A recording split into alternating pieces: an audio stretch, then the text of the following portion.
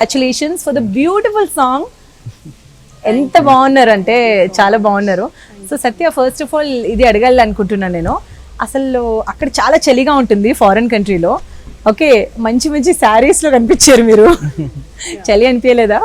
అనిపించిందండి, కానీ చేయాలి తప్పదు కదా. సో ఈ ఇక్కడ యాక్చువల్లీ చాలా బెటర్ మా ఫస్ట్ సాంగ్ తో కంపేర్ చేసుకుంటే. అదంతా ఫుల్ మంచులో ఉన్నాం, దాంతో కంపేర్ చేసుకుంటే ఇది చాలా బెటర్ గానే ఉంది. నాకు ఏంటంటే నార్మల్ గా తీయాలని లేదండి.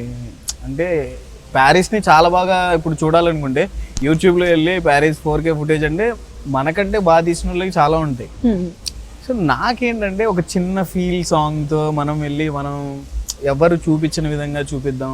ఇప్పుడు కాశ్మీర్ సాంగ్, కాశ్మీర్ లో కూడా చాలా మంది షూట్ చేశారు, చాలా సినిమాలు షూట్ చేశారు, ఇంతకు ముందు కూడా ఉన్నాయి. కానీ మేము చేసిన తర్వాత ఇప్పుడు కూడా రీల్స్ చేస్తున్నారు. 1 year అయిపోయింది కాదల్ గురించి రిలీజ్ అయ్యి. ఇప్పుడు ఎవరైనా కాశ్మీర్కి వెళ్తే మా సాంగ్ ని రీక్రియేట్ చేస్తున్నారు, రీల్స్ చేస్తున్నారు, లేకపోతే వాళ్ళ ప్రీ వెడ్డింగ్ వీడియోస్ కి మా సాంగ్ ని యూజ్ చేసుకుంటున్నారు. మంచులోకి వెళ్తే మా సాంగ్ గుర్తొస్తుంది. So if someone is going to somewhere, ఆ లొకేషన్కి వెళ్ళినప్పుడు మా పాట గుర్తు రావాలి. సో అంత ఐకానిక్ గా మనం చేద్దాము అనే ఇంటెన్షన్ తప్ప ఎవరిని కష్టపెట్టాలని కాదు. ఏ ఇంటర్వ్యూలో చూసినా సరే Mehboob Satya is good, Satya is nice, Satya ఇది ఏంటి కెమిస్ట్రీ ఏంటి? యాక్చువల్లీ నాకు అర్థం అవ్వట్లేదు. అందుకే నాకు వర్క్ చేసే వాళ్ళంటే నాకు చాలా ఇష్టం. అంటే ఎవరైతే డెడికేటెడ్ గా వర్క్ చేస్తారో వాళ్ళంటే నాకు చాలా ఇష్టం. సో ఆ విషయంలో నాకు సత్య, ఆయన నార్మల్ గా ఈయన డెడికేషన్ పీక్స్ 100 లో ఉంటది. సో మాకు ఆయనంత అమ్మో అసలు ఎవరికి ఉండదు. నాకు తెలిసి ప్రొడక్ట్ నేను ఏ మనిషిని చూడాలి అంత డెడికేటెడ్ గా. డెడికేషన్ అంటే కొన్ని సందర్భాలు చెప్పండి ఎలా? ఇప్పుడు పంచాలంటే ముందు రోజు పేపర్ మీద రాసుకుంటారు. అది అందరూ రాసుకుంటారు.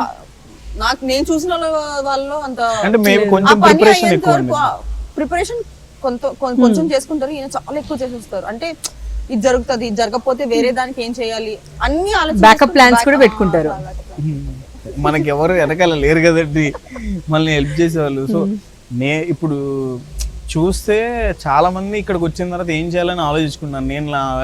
నేను నా జాబ్ వదిలేసి ఇక్కడికి వచ్చాను to prove myself. So నాకు ఆపర్చునిటీ వచ్చింది, ఆడియన్స్ నన్ను ఆదరిస్తున్నారు. అలాంటి టైంలో they expect a better content from me. Last 2 years నేను కావాలని I took a break, I calm myself. ఇది కాదు, ఈ రీల్స్ ఈ డాన్స్ ఇవన్నీ కాదు. డాన్స్ షోస్ చేశాను, బిగ్ బాస్కి వెళ్ళాను, ఇవి కాదు, ఇవి అందరూ చేస్తుంది. I come up with something different. లేకపోతే చేసే పని చేసినా కొంచెం బాగా గ్రాండియర్గా చేద్దాం అని చెప్పేసి ప్లాన్ చేసుకున్నాం. లక్కీగా 2 songs హిట్ అయినాయి.